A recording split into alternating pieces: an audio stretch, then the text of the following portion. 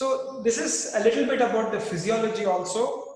The question is that in between the vertebral bones in your vertebral columns, each vertebra is cushioned from the other vertebra by a small soft tissue. Okay, the soft tissue is usually shown in yellow color, but I don't have that. So are those called cartilage? No, this is not cartilage. I guess it is something like cartilage, but bone to bone joints are usually what is it called? There is a particular name. Ligaments. Ligaments. Yeah. So there are ligaments and tendons. So That's muscle too. yeah, that's muscle and bone. So this will be a ligament. So it's a kind of specialized ligament. Of course, this is not the usual ligament. It's a specialized ligament. This ligament can stretch and contract. Okay. Now the thing is that when you are awake during the daytime, you are vertical. Okay, so the person is standing vertically most of the time. Even if you are sitting, it's the same, more or less the same thing. All right. So now the weight of the upper body, your head and so on, presses down on the, so the ligaments are squeezed a little bit by the weight of the upper body. So naturally the ligament is going to be compressed a little bit. Okay. Therefore, if you lie down at night when you are asleep, then there is a chance, it looks like you're hovering above the bed, but assume that you're lying down. It looks like doing a backward push-up. Therefore, what will happen is the ligaments then are not pressed down by the weight. So the weight of the upper body is not applicable on the ligament. So therefore, that ligament has a chance to relax a little bit. So when you get up in the morning, your height is slightly more in the morning. This looks like it's the same, so I'm going to readjust the height a little bit.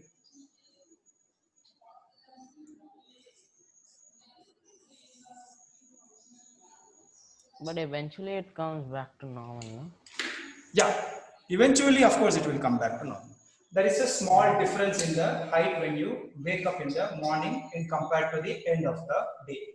So that's the answer to that question. Any other points about this? Sir, so then you should measure your height in the morning. Yes, you can try that, and you can try to find out how much the difference is. You have to be very careful in making the measurement. Maybe you'll have to do it 2-3 times to take out an average, and then try to find out what is this gap that is there. You know, how many millimeters it is, and then divide it by the number of bones in the vertebral column, which will be, the information will be available. So then you can say on average how much each of these ligaments compresses by. Okay. Now, of course, somebody like me, some people who are getting slightly older, who have also been playing a lot of sports, jumping up and down, sports involving a lot of compressions. For me, what happens is usually, I mean, to many people it happens, it has happened to me also, the lower back region, because of prolonged physical activity, the lower back region ends up getting the most amount of compression, correct? Because the whole body weight, the upper part of the body, the entire weight presses down on that. So what happens is that this ligament and the support force inflamed. So there is an inflammation that happens in the lower ligaments. Okay, and that inflammation leads to something called as lumbar pain.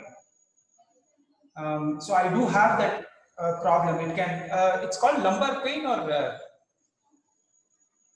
there is a particular term for that. Now I've forgotten.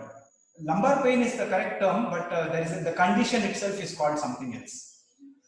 So I have that problem.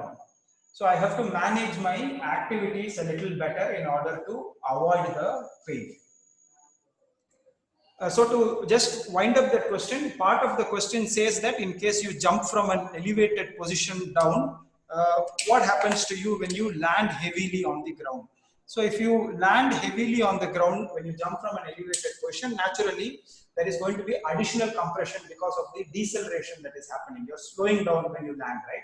So because of that, the lower joint is going to be compressed even more.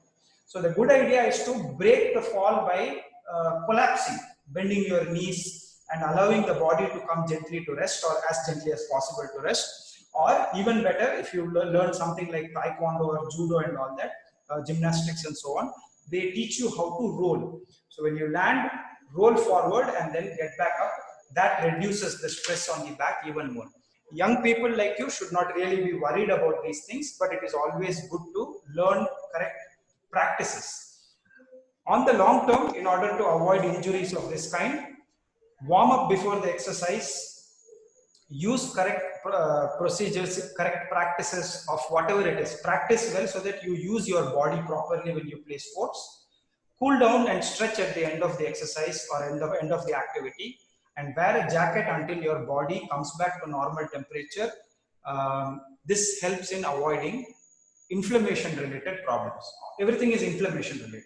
When this inflames, it presses on the nerves, and when it presses on the nerves, you get pain. Of course, the ligament itself does not have any nerve endings, so it does not feel any pain. The pain comes because the inflammation presses on your nerves. Then you get back. That like when you have like when you say na nas khich gayi or something like that. Is it related to this? Yes, yes, it is related to this. You stretch too much, like you stretch too much suddenly, and then it just feels weird. No, I don't think stretching. Yes, stretching too much suddenly can also cause inflammation. Basically, it's a strategy that the body follows in order to minimize the movement. So that is where that occurs.